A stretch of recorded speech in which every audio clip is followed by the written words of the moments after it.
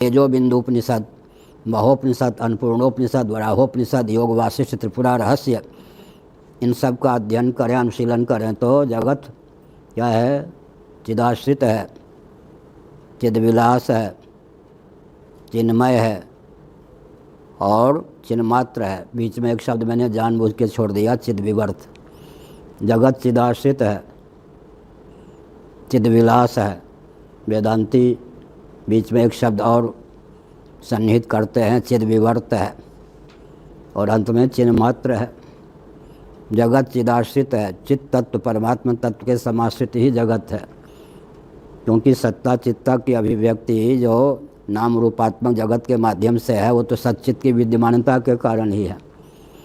यत्र यत्र मनो याति, जहाँ जहाँ मन जाता है वहीं वहीं भगवत तत्व का दर्शन होता है। तदात्मन्येव वशं नयेत्, भगवत गीता के 6ठे अध्याय के भाष्य में भगवत पाद शंकराचार्य महाभाग ने इस तथ्य को व्यक्त किया। सरस्वती रहस्योपनिषद के माध्यम से भी यह तथ्य अभिव्यक्त होता है। अंदर हो या बाहर, जहाँ जहाँ तत्व की मनोवृत्ति जाती है वहीं वहीं वो क्या करते हैं? सच्चिदानंद को प्रकट कर लेते हैं, वहीं वहीं उनको समाधि की प्राप्ति हो जाती है। बाह्य समाधि, अभ्यंतर समाधि के भेद का वर्णन सरस्वती रहस्योपनिषद में है। और ये जो कश्मीरी शैवों के यहाँ इसकी बहुत महिमा है। तो किसी नाम रूप पर मैंने घट पर हमारी दृष्टि गई तो घट है, घट की प्रतीति हो रही है, यह घट हमारे लिए प्रिय है। तो सत्ता चित्ता की अभिव्यक्ति तो हर वस्तु के माध्यम से हो जाती है, लेकिन प्रियता की अभिव्यक्ति सर्वत्र नहीं होती। जिसमें जिसकी अनुकूल या महत्व बुद्धि होती है उस वस्तु या व्यक्ति के माध्यम से उसको प्रियता की स्फूर्ति होती है। इसका मतलब जगत चिदाश्रित है। और अंत में तुलसीदास जगत चिद विलास को बूझत बूझत बूझे। जगत क्या है? चिद विलास है, चिद विलास। लेकिन को अधिकारी बिरले होते हैं, बिरले बिरले पाइए माया त्यागी संत। को माने हर व्यक्ति नहीं, कोई कोई, शास्त्रों में कोई। बूझत एक बार नहीं, बूझत बूझत बूझे, समझते समझते समझ पाता है कि जगत चिदविलास है। पहले तो जगत को चातुर्भौतिक मानना चाहिए। न्याय वैशेषिक प्रस्थान के अनुसार, चार्वाक प्रस्थान के अनुसार जगत चातुर्भौतिक है। आकाश का अस्तित्व न स्वीकार करने पर भी चातुर्भौतिक है, और आकाश का अस्तित्व स्वीकार करने पर भी चातुर्भौतिक है। आकाश का अस्तित्व स्वीकार करेंगे तो प्रत्यक्षातिरिक्त अनुमान आगम का अवलंबन लेना पड़ेगा। देहात्मवादी जो चारवाक होते हैं उनको तो अनुमान आदि से परहेज है, इसलिए वो वायु तक मानते हैं, पृथ्वी जल तेज वायु। परंतु नैयायिक वैशेषिक आकाश का अस्तित्व तो मानते हैं, फिर भी वे परमाणु विभु द्रव्य के नहीं मानते, पृथ्वी जल तेज के और वायु के परमाणु ही मानते हैं। तो उनके यहाँ भी बृहद पृथ्वी आदि का जो हमको दर्शन होता है वो आरंभवाद की प्रक्रिया के अनुसार क्या सिद्ध करता है कि जगत चातुर्भौतिक है। एक भूत दूसरे भूत से मिले हुए से दिखते हैं, लेकिन उनके यहाँ तो पृथ्वी का कारण जल, जल का कारण तेज, तेज का कारण वायु सिद्ध नहीं है। फिर भी चातुर्भौतिक वो प्रपंच को मानते हैं, कहीं पृथ्वी, कहीं जल, कहीं तेज, कहीं वायु। वायु लोक में वायव्य शरीर की प्राप्ति होती है, आदित्य मंडल में तेजस शरीर की प्राप्ति होती है, वरुण लोक में वारुण शरीर की प्राप्ति होती है, मर्त्य लोक में पार्थिव शरीर की प्राप्ति होती है। हम सांख्य प्रस्थान के अनुसार, योग प्रस्थान के अनुसार, वेदांत प्रस्थान के अनुसार जगत पंच भौतिक है। पंचीकृत पंचभूतों के तारतम्य संघात से स्थूल शरीर और हमारे आपके स्थूल शरीर और बाह्य स्थूल जगत की अभिव्यक्ति निष्पत्ति मानते हैं, इसलिए जगत पांच भौतिक। अपंचीकृत पंचभूतों से वेदांती सूक्ष्म शरीर की उत्पत्ति निष्पत्ति मानते हैं, तो सूक्ष्म शरीर भी वेदांतियों के यहाँ क्या है? पांच भौतिक है। जगत को चिदविलास पहले नहीं समझ सकते, चिदाश्रित समझ सकते हैं, और अंत में चिदाश्रित भी समझना बहुत कठिन है तो भूतों का विलास। जगत चातुर्भौतिक है या पंचभूतों का विलास है। को बूझत फिर बूझत, अंत में जिनको प्रकृति मान्य है, माया मान्य है, सांख्यवादी प्रकृति मानते हैं, लेकिन ब्रह्म की शक्ति के रूप में उस प्रकृति को नहीं मानते, क्योंकि उनके यहाँ ईश्वर की स्वीकृति नहीं है। पुरुष भी स्वतंत्र है, प्रकृति भी स्वतंत्र है। पुरुष में स्वभाव सिद्ध भेद है, विभु होता हुआ भी पुरुष तत्व अवच्छेदक के बिना ही स्वतः पृथक पृथक है। असंख्य पुरुष है। कुछ गुरुदेव पढ़ा रहे थे तो उन्होंने कहा कि नाखून के अग्रभाग पर सांख्यादि प्रस्थान के अनुसार असंख्य पुरुष या जीव या आत्मा है। मुझे बड़ा विचित्र लगा। मैंने कहा एक पुरुष, एक जीव, एक आत्मा दूसरे को धक्का देने में समर्थ नहीं है क्या? तो खूब हंसे। जैसे बच्चों की तोतली वाणी सुनकर माता पिता हंसते हैं। हमने कभी गुरुओं के सामने अज्ञान नहीं छिपाया। यहाँ भी व्यक्तित्व का व्यामोह हो जाए कि हम कोई प्रश्न कर देंगे, जिज्ञासा करेंगे तो लोगों की दृष्टि में अज्ञ सिद्ध हो जाएंगे, तो जीवन भर अज्ञता को पाले रखेंगे। गुरुओं के सामने भी अपने अज्ञान को छिपा लेना आत्महत्या है या नहीं, आत्मघात है या नहीं? हमने कभी अपने अज्ञान को छिपाया नहीं। बहुत विनम्रतापूर्वक जो समझ में बात नहीं आती थी पूछ देता था। महाराज बहुत प्रसन्न हुए। जब वो प्रसन्न होते थे तो थोड़े ऐसे ताली बजा देते थे। कहा सुनो सुनो, मेरी बात गांठ बांधो। व्यापक पदार्थ जगह नहीं छेकती है, व्यापक वस्तु जगह नहीं छेकती, व्यापक पदार्थ जगह नहीं छेकता है। बात ठीक ही है। देशकृत परिच्छेद शून्य जो व्यापक तत्व है वो स्थान नहीं घेरता। यही भी विषय हमने क्या संकेत किया, उनके यहाँ आत्म तत्व विभु होता हुआ असंख्य है।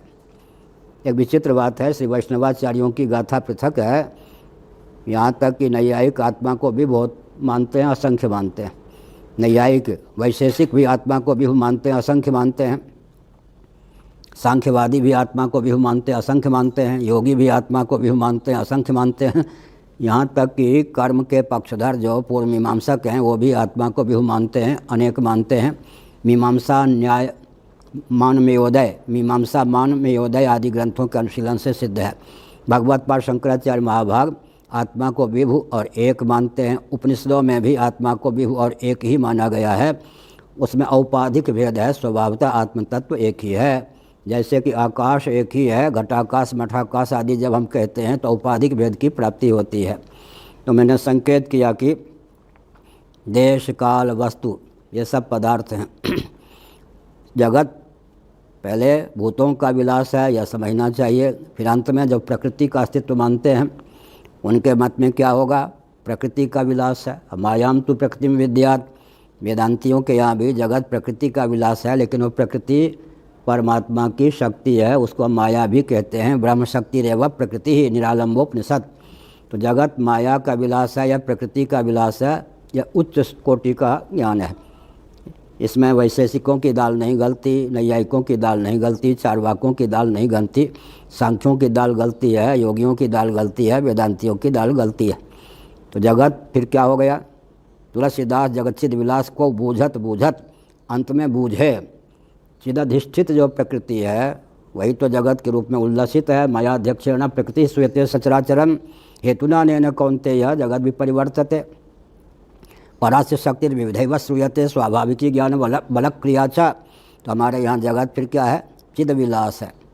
जगत चिदाश्रित है, चिद विलास है। लेकिन पहले जगत को क्या कहेंगे? भूतों का विलास, फिर प्रकृति या माया का विलास, फिर यह ज्ञान प्राप्त होगा कि जगत चिद विलास है।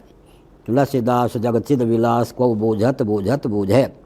धीरे धीरे समझते समझते समझ में आता है कि जगत चिद विलास।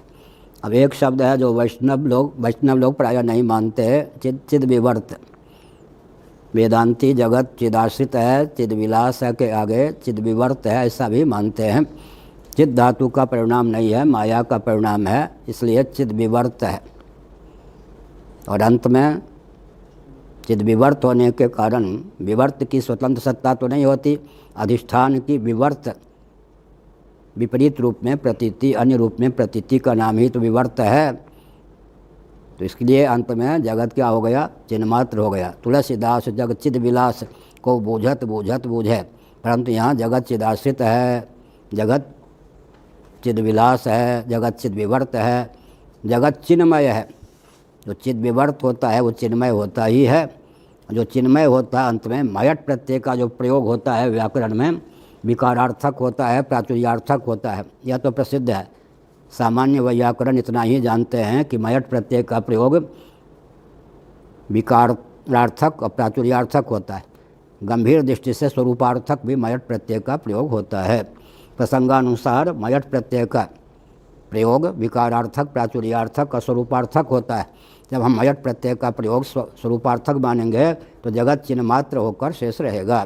तो भगवान शंकराचार्य महाभाग ने उपनिषद के वचन को ही अपने शब्दों में गुम्फित किया कि जग तद्वत देहोपि चिन्मय है, हमारा आपका शरीर भी चिन्मय है। इससे क्या होता है, कैमुतिका न्याय से भगवान के श्री विग्रह की चिन्मयता की सहिष्णुता प्राप्त होती है। तो हमारा आपका शरीर भी चिन्मय ही है।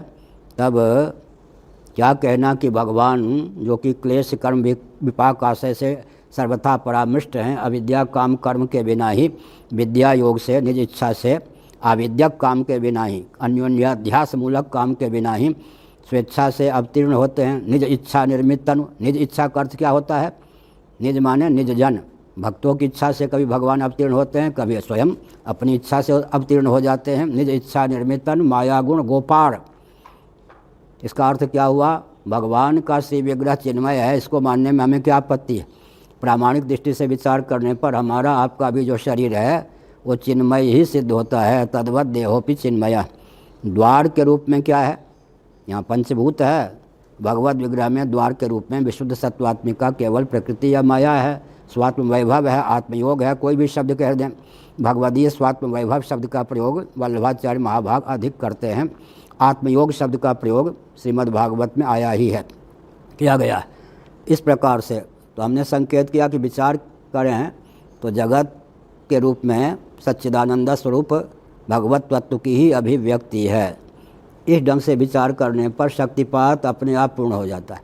जब हम विचार करेंगे कि हमारा शरीर और ये दरी भी, चटाई भी, खटाई भी, मिठाई भी, सब कुछ क्या है, चिदाश्रित है। फिर ध्यान करते करते विचार करेंगे तो चिद्विलास है, फिर चिद्विवर्त है, चिन्मय है या चिन्मात्र है। तो जगत चिदाश्रित है, चिद्विलास है, अंत में चिन्मय मान लें, चिद और चिन्मात्र है। इस दृष्टि से विचार करने पर शक्तिपात है या नहीं, देहेंद्रीय प्राणांतकरण में दिव्यता का आधान हो जाता है।